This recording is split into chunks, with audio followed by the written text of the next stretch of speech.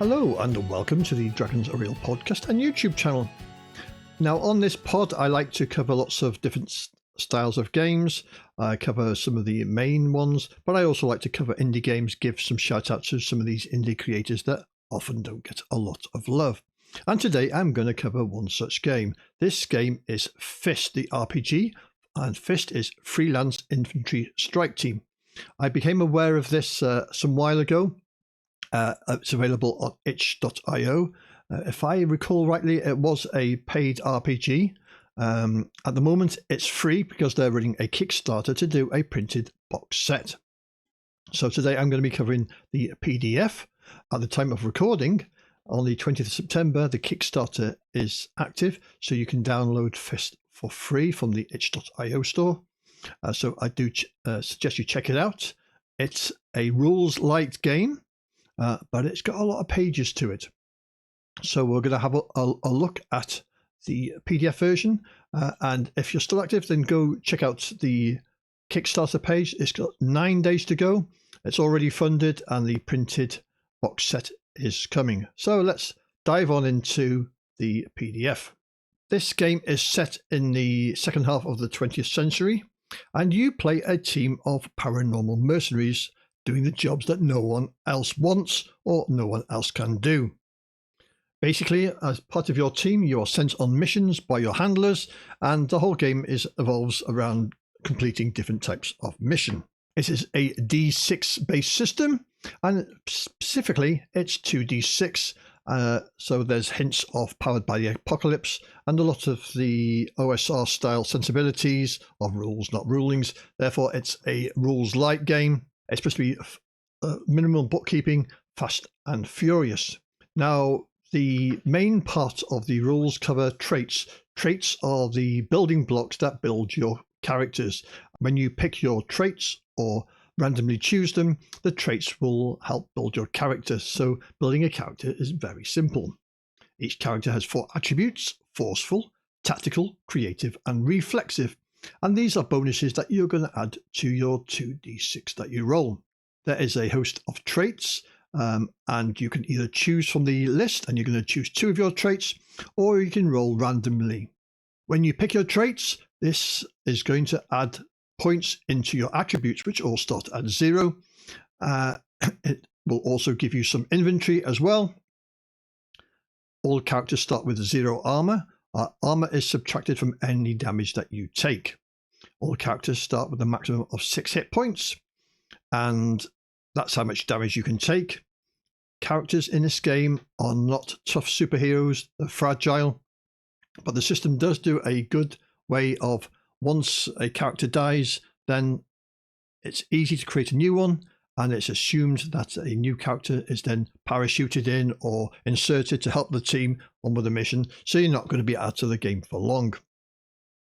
You also start with no war dice, and war dice represent your grit, spirit and luck, and you can spend a war dice to add 1d6 whenever anyone wants to roll a dice. Then you choose a roll from the rolls index, or again you can choose that randomly, and finally you pick a code name. There are some example characters for you to look at, and when it comes to the system, the GM will call for roll, but rolls are only called for when you want to do something risky. That is an action where there is a chance of failure. The outcome is uncertain, very similar to most Powered by the Apocalypse games.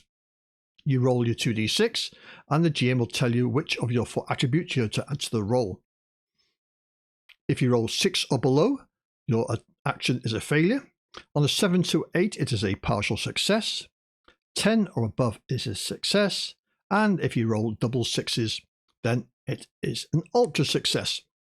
Now, when it comes to combat, it's all player-facing rolls. That means only the players make rolls. They roll to attack, and they roll when they are attacked.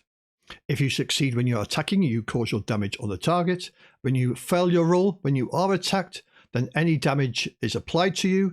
First subtract any of that damage from the armor, which absorbs some of the damage, and the rest is applied to your health. Once your health gets to 0, you are dead. There's no coming back from that. The rules give you some idea of the mission structure, how characters advance. When it comes to character advancement, you have a choice of 3 things. You can either pick a new trait, you can gain another 1d6 maximum health, or you can get +1 more dice. If you choose a new trait, you are encouraged to narrate how you got those traits, whether it be training or whether it's learned something on the mission. There is a good example of play, which I think all rules should have these days. And then we get to the referee section, and we're only 15 pages in. It gives some advice on how to run a game, how to run it fairly, all your typical sort of stuff that you would expect to find in a GM section. Then there is a section on how to make missions for your players, how to create them, create objectives, rewards and consequences, and how to encourage tactics, espionage and action. There then follows a good example of how to create a mission with an example mission at the end. There's advice on how to build worlds, how to mod the game system as well for your own needs. Now, when it comes to traits, there are a host of traits. As I said, you can pick them, or you can roll a D666, which gives you a result between 111 and 666. So that's 3d6. One is your hundreds, one is your tens, and one is your units. It gives a brief description of the trait and what that trait gives you. So, for example, if you're an accountant, you'll get a coffee thermos, which gives you +1d6 hit points after 1 use, and you have -2 to your creative attribute.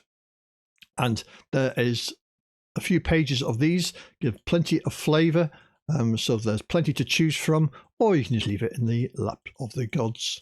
At the end of character creation, you also pick a role, and again you can do a D66 roll, which is a number between 11 and 66. And basically this is a bit of background information about you, a bit about your character to aid in the role playing and to visualize your character. Then we come on to the meat of the game.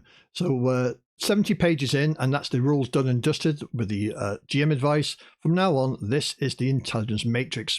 And I would say if you don't play the rules, then this is worth picking up for the intelligence matrix alone. We have a 4-page rules summary that you can print out and keep on hand. Then we have a mission generator, and these are all random tables you can roll on and generate your mission, which will take you from what the dossier says, who is trying to do what are the mission rewards, what is the complication. So there is a host of ways to generate your mission. There's random tables for rumors, so things like your possible origins and location of high command. Then there's some examples using the generators. Then we get to the gear and the weapons and armor.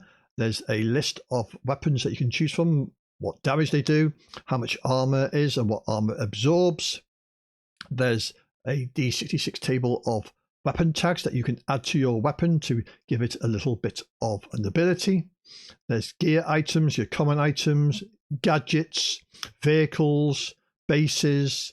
Then we come to the enemies section, and we have got a whole enemy section on different enemies you can face. There are some core enemies which are rated between easy and nightmare.